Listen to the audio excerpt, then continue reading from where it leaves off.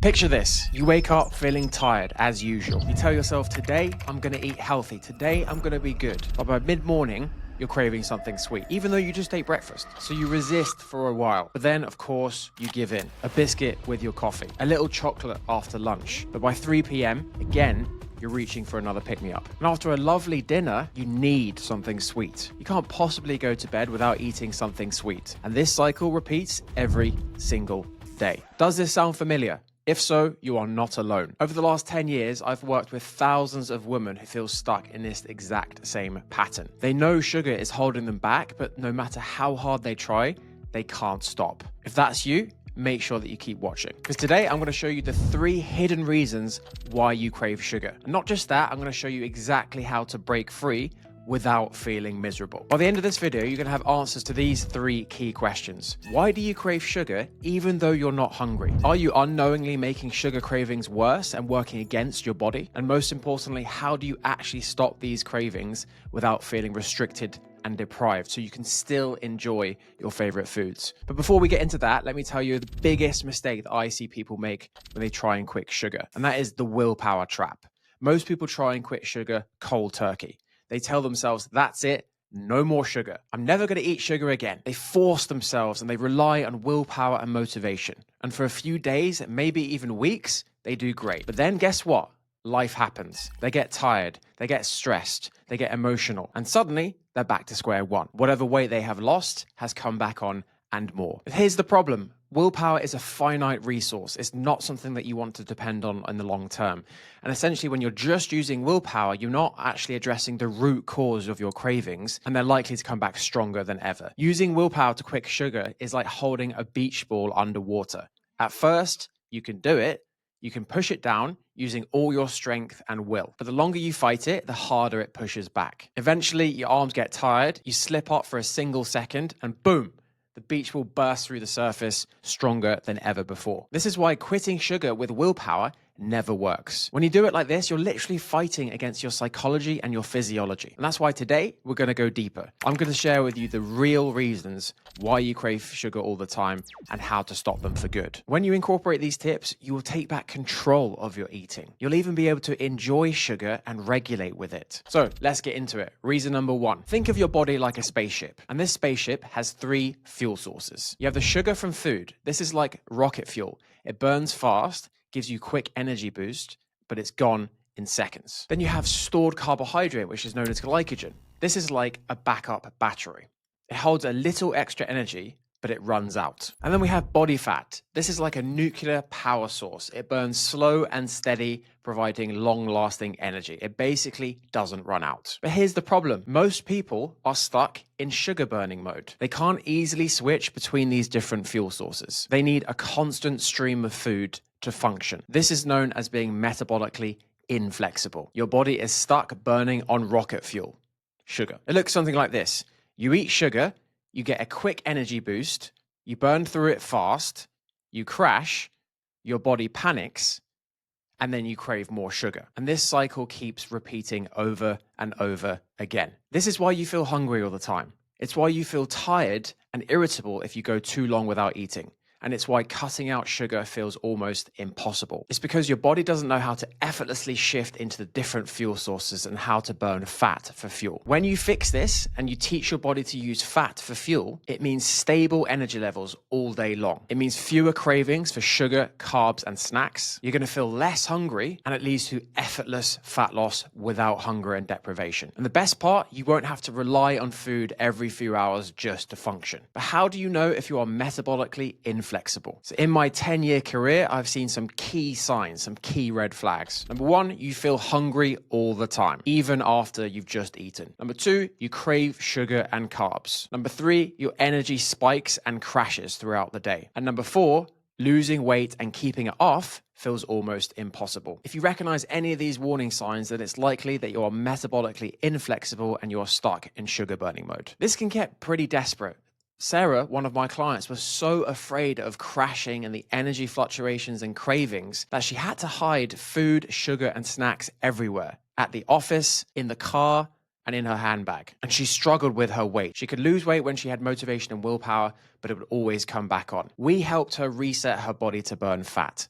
When this happened, her cravings disappeared. She lost 40 pounds in 90 days. So how do you fix it? These tips I'm about to share with you have been tried and tested on thousands of women over my 10-year career. Anyone can incorporate these tips into their life. Number one, eat larger meals less often. This stabilizes blood sugar and forces your body to burn fat. It's also more enjoyable. You get to eat big, satisfying meals and not feel deprived at the end. Number two, fill up on protein and fiber. Protein and fiber will keep you full and reduce cravings. This will again further stabilize blood sugar levels and force you into fat burning mode. Number three, stop fucking snacking. Snacking is a huge problem. I cannot overstate this. Snacking keeps your blood sugar levels all over the place and keeps you stuck in sugar burning mode. You end up dependent on a constant stream of food to function. This keeps your energy levels like a roller coaster and makes staying in control of your calorie intake almost impossible. And number four, try a 12-hour overnight fast. This gives your body a break and resets your metabolism. Don't think of this as intermittent fasting. It's not. But I know many of you watching this video right now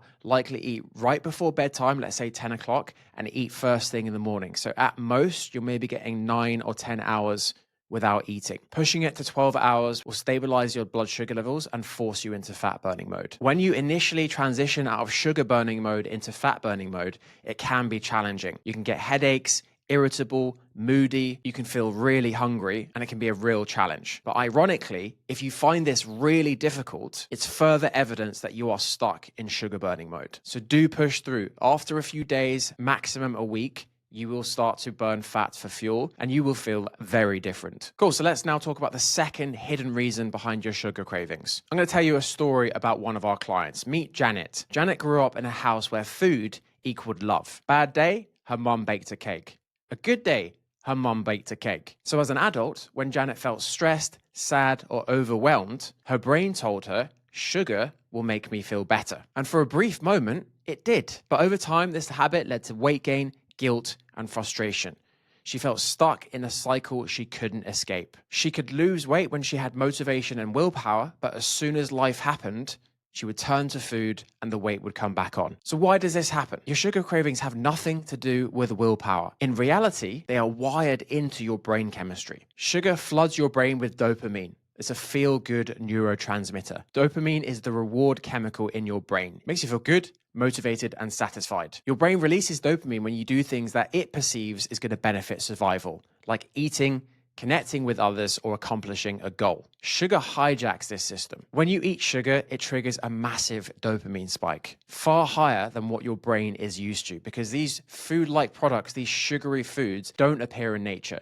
They are engineered by human beings to make them as palatable and as addictive as possible. This feels amazing for a moment, but the problem, it doesn't last. The dopamine hit fades quickly, leaving you wanting more and more and more. Over time, your brain can build a tolerance. You need more sugar to have the same effect. You need more sugar to distract yourself from the stress or negative emotion. Your brain doesn't like extreme highs and lows. When sugar overloads your dopamine system, your brain adjusts to protect itself. It does this by reducing dopamine receptors. This means that the same amount of sugar doesn't feel as good as it used to. So what do?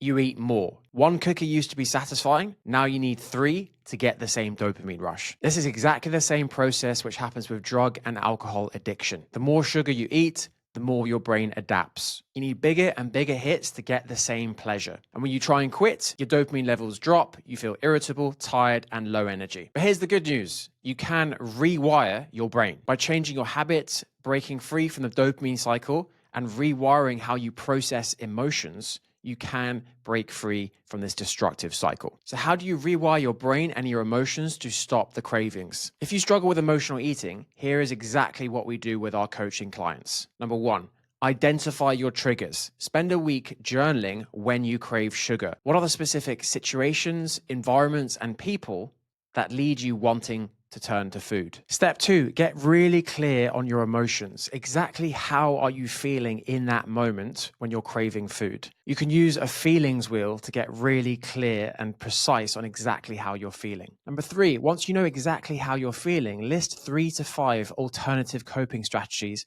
which will help you process that emotion and that feeling. For me personally, it's doing some exercise, going out for a walk, doing some breathing, doing some stretching, doing some meditation, drawing a picture. The list is endless, but there are going to be 3 to 5 that you know are powerful for you. Number 4, next time you experience a craving, try one of those alternative strategies before turning to food. Once you've finished, assess how you feel, and I'm willing to bet that most likely you're no longer thinking about the food. Step number 5, rinse and repeat. This can be challenging. The longer that you have struggled with this destructive cycle, the harder it is to get out of. This is the bulk of what we help our clients with. You're not going to get this right first time. You're going to make loads of mistakes. Janet followed this exact process with our help and in 90 days lost 44 pounds.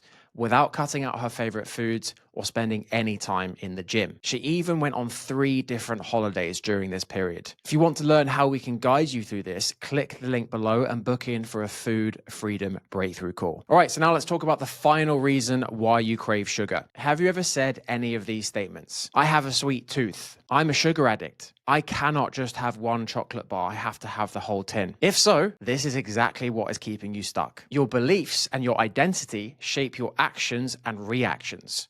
If you believe you're a sugar addict, your brain will look for proof to confirm it. It becomes a self-fulfilling prophecy. The more you tell yourself that you have no control over sugar, the more it is likely to be true. Essentially, you are a victim of your circumstances, and victims have no power in their situation. It's also known as confirmation bias. Your brain works hard to prove your beliefs are true. And every time you eat sugar and feel out of control, you reinforce the belief and the identity that you cannot control yourself around sweets. So how do you fix it? Step number 1, start noticing the story you tell yourself. For the next 7 days, listen to your thoughts about sugar. Anytime you catch yourself thinking or saying anything about sugar, write it down. And then pause and ask yourself, is this really true? Or is this just a belief I've repeated for years?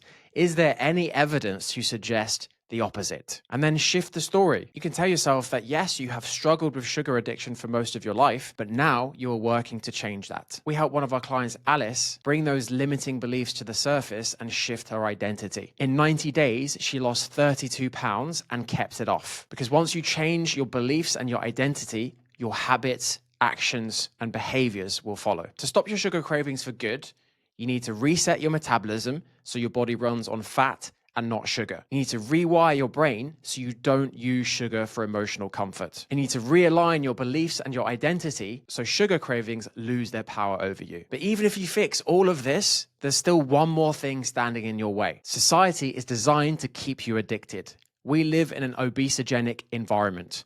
Ultra-processed foods, sneaky marketing, and the food industry are setting you up to fail. If you want to understand the real reason weight loss feels so hard and how to break free from the system keeping you stuck, make sure you watch this video. Thanks for watching, guys. See you on the next one.